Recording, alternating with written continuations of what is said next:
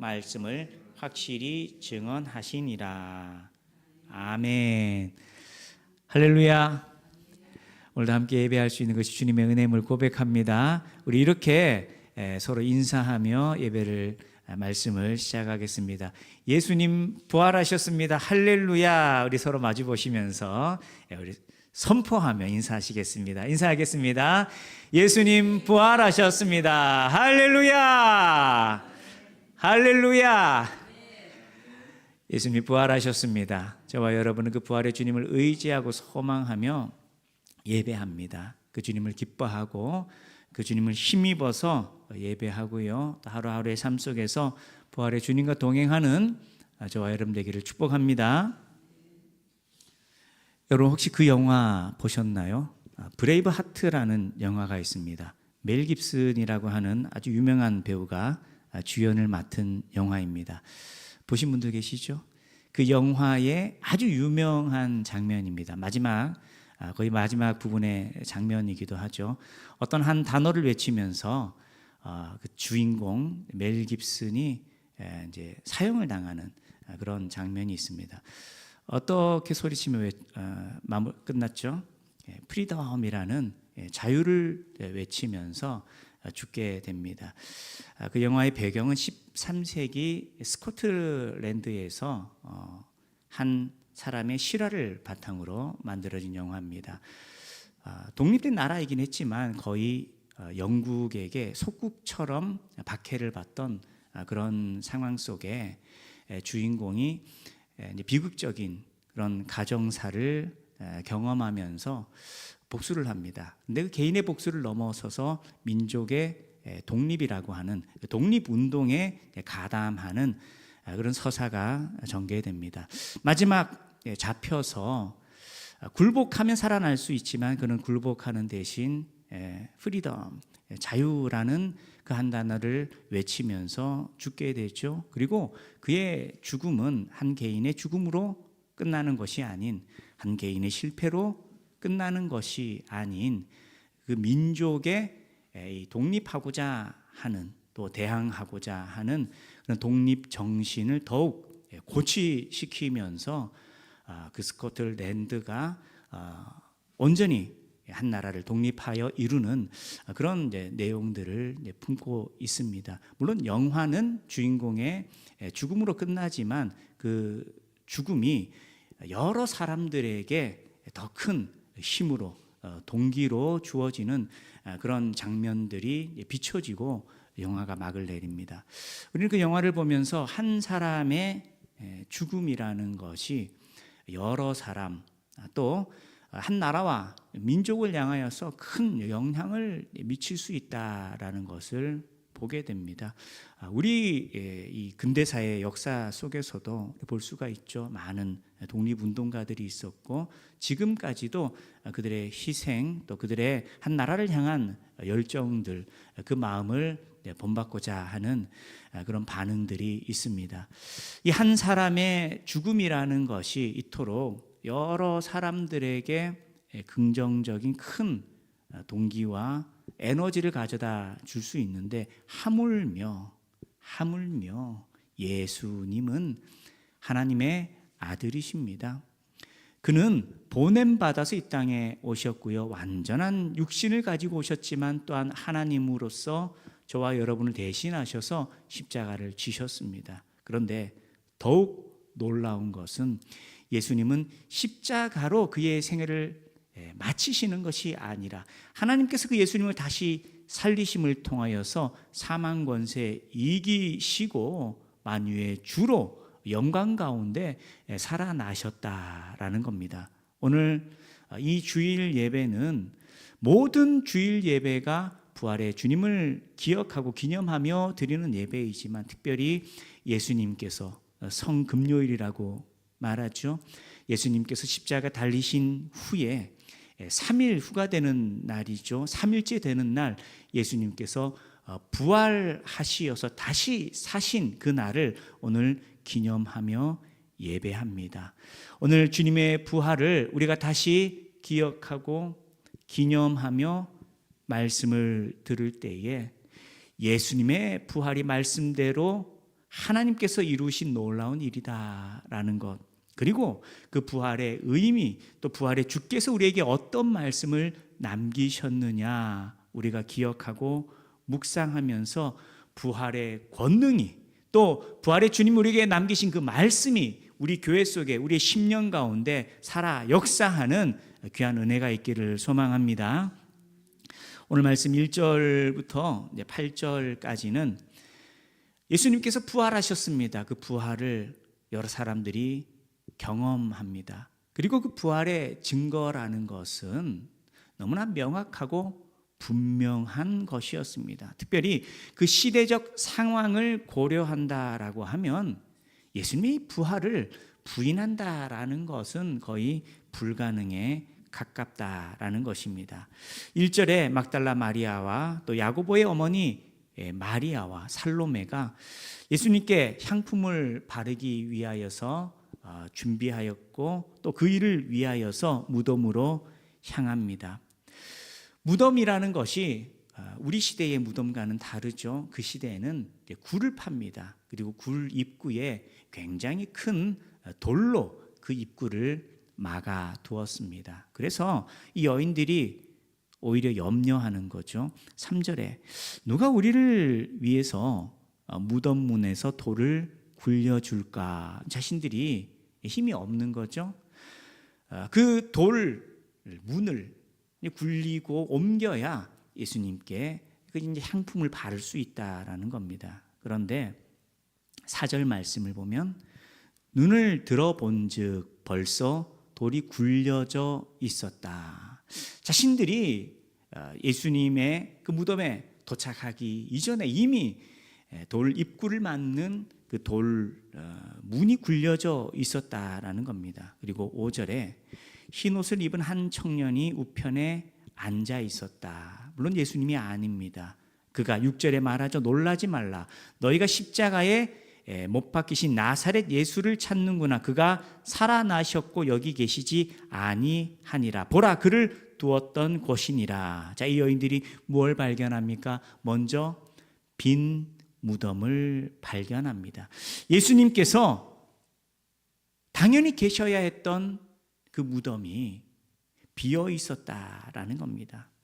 그 속에 예수님이 계시지 않았다라는 겁니다. 자, 지금의 상황은 어떤 상황이었느냐? 예수님은 반역죄로서 또 유대인에게는 신성 모독이라는 죄까지 더해져서 사형 선고를 받고 사형 집행을 당하셨습니다.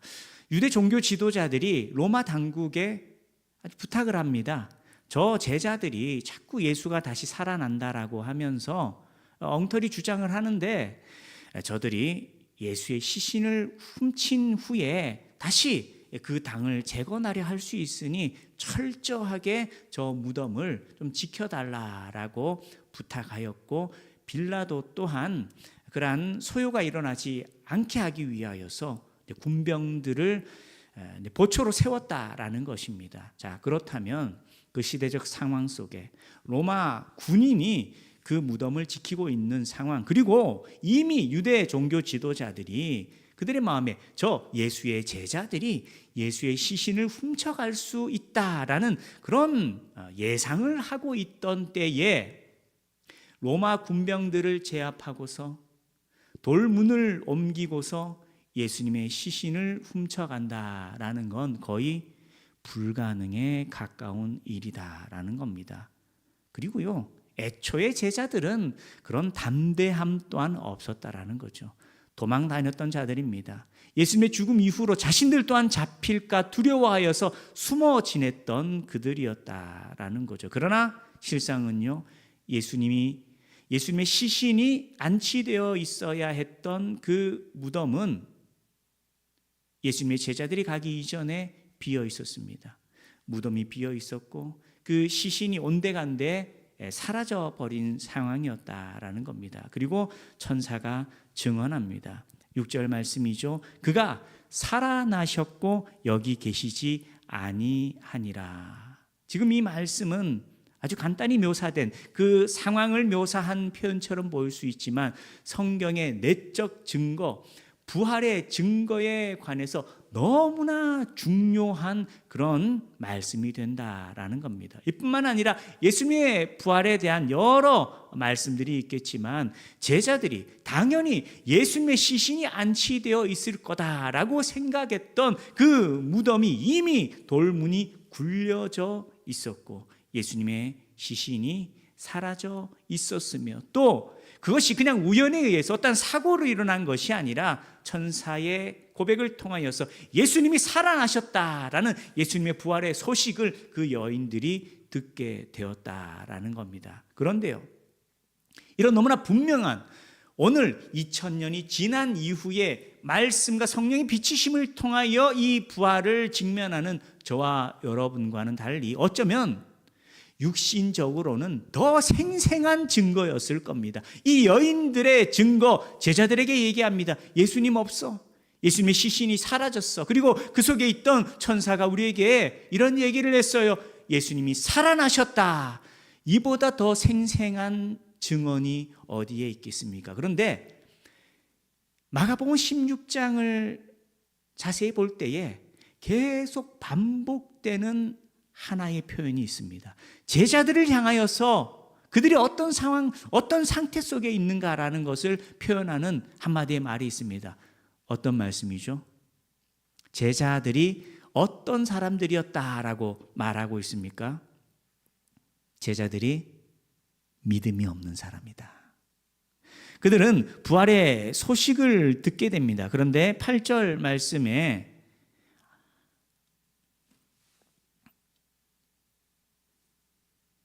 여자들이 무서워하며 아무 말도 하지 못하더라. 그 이후에 11절 말씀입니다. 그들은 예수께서 살아나셨다라는 것과 마리아에게 보이셨다는 것을 듣고도 어떻게 합니까?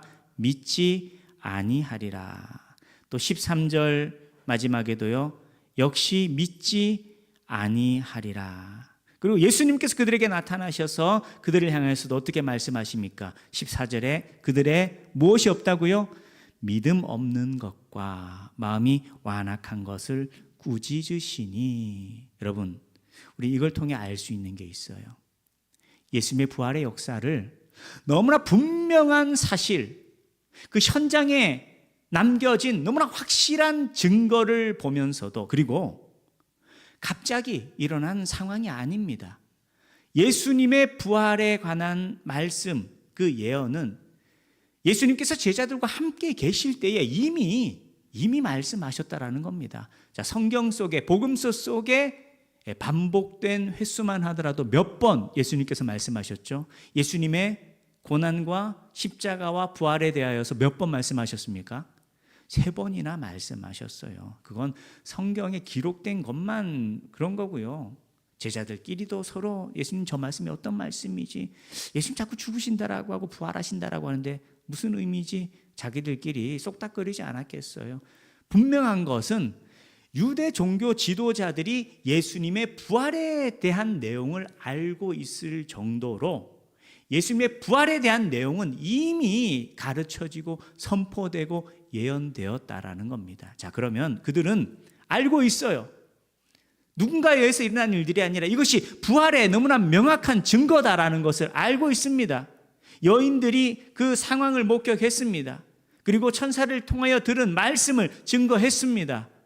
그럼에도 불구하고 그들의 반응은요, 믿지 않았다. 자, 여러분, 이건 무엇을 의미할까요? 예수님의 부활은요, 지식을 통해 알 수 있는 게 아닙니다. 예수님의 부활의 그 증거를 우리가 명확히 본다라고 해서 우리가 알 수 있는 게 아니다라는 겁니다. 사실 예수님의 부활에 대한 증거는 차고 넘칩니다. 교회가 세워졌다라는 것 자체가 부활의 증거입니다.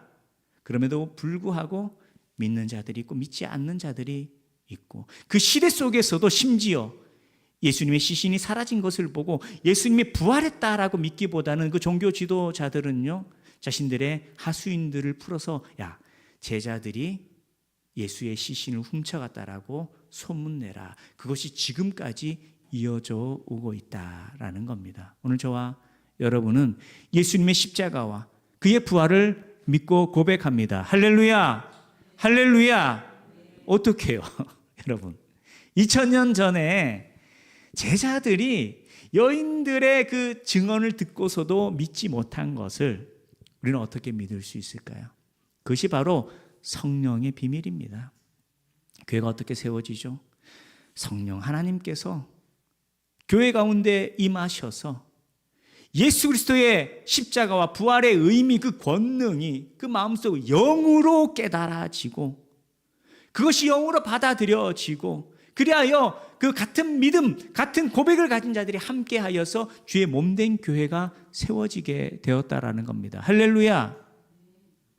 제자들은요, 심지어 다시 사신 예수님을 봤습니다. 그럼에도 불구하고요, 부활의 주님을 온전히 섬기기보다는 베드로는 나 고기 잡으러 갈래, 갈릴리로 떠나가 버리는 그런 어리석은 모습까지 있었다라는 겁니다. 여러분, 분명한 것은요, 부활의 주님을 내가 육신적으로 경험한다 하더라도 성령의 인도하심 없이는요, 그 부활의 주님을 그리스도로 온전히 영접할 수 없다라는 겁니다.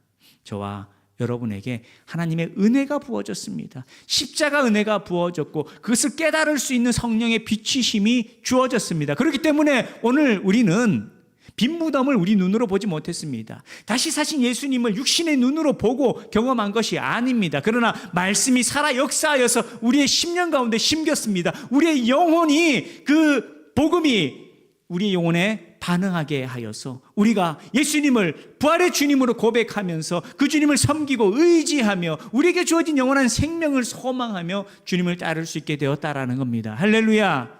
그렇기 때문에 그 성령의 인도하심을 통하여서 예수의 부활을 선포하고 고백하되 또한 그가 우리의 주인 되시고 우리의 교회의 머리 되심을 우리가 고백하며 그 주님을 더욱 섬기며 믿음으로 살아가는 인생이 되어야 한다라는 겁니다. 오늘 예배 후에 우리가 부활의 소식을 전하면서 우리가 삶은 달걀을 나누면서 부활의 소식을 증거합니다. 이것이 어떤 의미가 있을까? 이거 하나로 사람들의 마음이 바뀌어질까? 그런 의문이 들 수 있습니다. 그러나 우리는 전하는 것, 맡기신 사명을 감당하는 것뿐이고요. 그에 대한 열매는 하나님이 허락하시고 부어주신다라는 겁니다. 단지 우리에게 주어진 그 사명 앞에 오늘 저와 여러분이 우리의 믿음을 고백하면서 부활의 소식을 전하고요. 또 부활의 소식을 전하기에 앞서서 부활의 주님, 그 주님께서 우리의 구원자가 되시고 우리의 왕이 되심을 믿고 고백하며 주님을 온전히 따를 수 있는 우리 교회가 되기를 축복합니다. 예수님께서 부활하셨습니다. 많은 이들이 믿지 않는 상황 속에서 그러나 예수님의 다시 사심, 그건 바뀌어지지 않는 진리입니다. 그리고 그 주님께서 친히 그들을 만나 주십니다. 그들 가운데 함께하여 주십니다. 제자들이 다시 사신 예수님을 만나고 경험하면서 그들이 예수님을 온전히 주님으로, 그들의 구원자로, 또 그들의 왕되심을 고백하며 예수님을 따를 수밖에 없는 그런 은혜가, 그런 축복이 그들에게 주어집니다. 그러나 먼저 예수님은 그들에게 말씀하십니다. 왜 믿음이 없느냐? 책망하신다라는 거죠. 오늘 저와 여러분이 이 땅을 살아갈 때 우리가 부활의 주님을 고백하면서 또한 되짚어 봐야 할 그런 말씀이기도 하다라는 것이죠. 물론 우리는 입술로 예수님의 부활을 고백합니다. 선언하고 선포합니다. 그런데 정말 내 삶이 예수님의 부활을 의지하고 소망하며 살아가는 것인지 부활의 주님과 상관없이 믿음 없는 모습으로 살아가고 있지는 않은지 우리가 되돌아보고 헤아리고 묵상해야 한다라는 것이죠. 그렇게 되물을 수 있는 겁니다. 예수님이 다시 사셨는데 그 주님이 너와 함께 하시는데 왜 너의 삶이 지금 그러하냐라고, 마치 예수님이 십자가 지시지 않은 것처럼, 예수님이 부활하지 않은 것처럼 왜 그렇게 살아가냐라고 성령께서 우리의 마음을 두드리실 때에 우리가 어떻게 반응해야 할까요? 오늘 저와 여러분이 그 십자가 앞에 또 부활의 주님 앞에 더욱 낮아지길 원합니다. 겸손해지길 원합니다. 너무 귀한 은혜를 주셨는데 마치 인생을 혼자 살아가는 것처럼, 주인이 없는 것처럼, 나를 돕는 분이 없는 것처럼 살아가고 있지는 않냐라는 겁니다. 깨어있기를 원합니다. 부활의 주님이 계십니다. 그 부활의 주님께서 교회의 머리 되십니다. 내 인생의 주인 되십니다. 그렇기 때문에 저와 여러분은요, 예수님을 섬기며 살아가야 하는 겁니다. 예배해야 하는 겁니다. 주의 말씀에 헌신하고 봉사하며 주님을 따라야 하는 겁니다. 그리고 인생을 살아갈 때에 혼자가 아니다라는 것이죠. 모든 것을 내가 감당하고 내가 책임지고 내가 땀 흘려서 발버둥 치는 인생, 그건 부활의 주님 없이 살아가는 인생입니다. 그러면 부활의 주님을 바라보며 의지하며 살아가는 삶은요, 주님께서 주시는 말씀이 내 속에 약속이 되어야 합니다. 두려워 말라. 놀라지 마라. 내가 너와 함께한다. 내가 너의 힘이 되고 능력이 된다. 영원한 하나님 나라가 있고 영원한 생명이 있으니 그 영원한 소망 바라보면서 믿음으로 살아가라 라고 말씀 주실 때에 우리는 그 말씀 때문에 담대함을 얻고요, 또 우리의 연약함을 고백하는 겁니다. 그리고 기도하는 겁니다. 하나님, 깨어있게 하여 주십시오. 내가 예수의 이름을 의지합니다. 부활의 주님을 소망하며 주님을 바라봅니다. 담대하게 하시고 하늘의 평안을 다하여 주시고 하늘의 지혜와 능력, 권능 부어주시어서 하루하루의 삶이 홀로 살아가는 인생이 아니라 부활의 주님과 동행하는 삶, 그의 도우심을 힘입어 살아가는 삶, 그가 우리의 삶 가운데 역사하시고 길을 여시고 이끄시는 분이시다라는 것을 믿고 주님을 따르는 거룩한 삶 될 수 있도록, 영적인 삶이 될 수 있도록, 깨어서 주님을 따르는 삶이 될 수 있도록 우리와 함께하여 주시옵소서. 기도하고 고백하고 그를 의지하며 따라야 한다라는 것입니다. 우리 속에 부활의 주님이 우리의 심령 가운데 살아계시길 원합니다. 그 주님께서 우리의 주인 되시는 삶, 그래서 우리가 믿음으로 예수님을 섬기는 삶, 그리고 그 주님을 의지하여서 기도하며 살아가는 삶, 여러분 얼마나 내 인생의 주인이 계시다라는 것을 묵상하고 또 그 주님 바라며 살아오고 있습니까? 내가 주인 되어서 나만을 위하여 살아가는 삶이 아닙니까? 주님의 몸된 교회를 위하여 살아가고 주신 말씀이 내 마음에, 내 인생의 길 될 수 있기를 원합니다. 또 그것을 이루는 것 내가 홀로 감당하라고 하지 않으셨습니다. 무엇보다 기도하는 오늘 교회가 되기를 소망합니다. 함께 모여 부르짖고 또 일상의 삶 속에서, 가정 속에서, 또 기업 가운데, 삶의 현장 가운데서 홀로 애쓰고 땀 흘리며 살아가는 삶이 아니라 주님 앞에 손을 모으고 눈을 감고 주님 나와 함께 하여 주십시오. 내 길을 붙드시고 내가 믿음으로 살아가도록, 이겨내도록 주님 나와 동행하시고 나와 함께 하시고 주의 뜻을 이루는 삶, 하나님의 권능 가운데 승리하며 주님을 따르는 거룩한 삶이 될 수 있도록, 영적인 인생이 될 수 있도록 나와 함께하여 주옵소서. 기도해야 된다라는 것입니다. 깨어 있기를 원합니다. 제자들이 책망받았습니다. 왜 너희 믿음 없이 살아가냐? 그러나 오늘 저와 여러분이요, 부활의 주님을 기억하고 기념하며 예배하면서, 그래, 그 믿음 하나면 돼. 내가 다시 살아났고 너와 함께하니, 너가 나를 따르며 섬기며 또 나를 의지하여서 나와 동행하는 인생 살아가자. 주님의 그 초대 앞에 저와 여러분이 믿음으로 반응하면서 그 주님을 섬기고 또 그 주님을 위하여, 그리고 그 주님을 의지하며 살아가는 믿음의 인생 되길 원합니다. 무엇보다 예수님께서 말씀하시는 거예요. 다시 사셨습니다. 그들에게 내어 보이십니다. 그리고 그들에게 믿음을 요구하십니다. 그러면서 15절 말씀에 우리 같이 한번 읽어볼까요? 15절 말씀입니다. 같이 읽습니다. 시작. 또 이르시되 너희는 온 천하에 다니며 만민에게 복음을 전파하라. 할렐루야. 부활의 주님께서 교회를 향하여, 제자를 향하여, 성도들을 향하여 맡기신 너무나 귀한 사명이 있습니다. 복음을 전하는 삶입니다.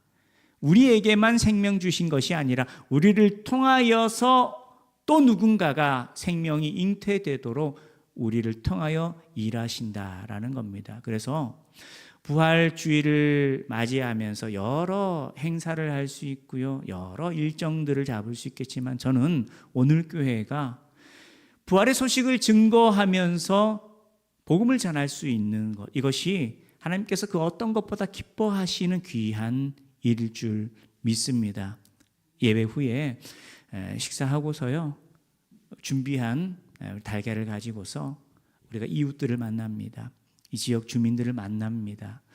그들에게 예수님 부활하셨다라는 것을 증거하고 소개하고 또 전하면서 나에게 주어진 귀한 은혜가 이 땅에 여러 사람들에게 그 복음이 흘러가고 주어질 수 있도록 무엇보다 기도하면서 성령 하나님께서 그들의 심령 가운데 머무셔서 복음의 귀한 열매가 맺혀지는 귀한 은혜가 있기를 원합니다.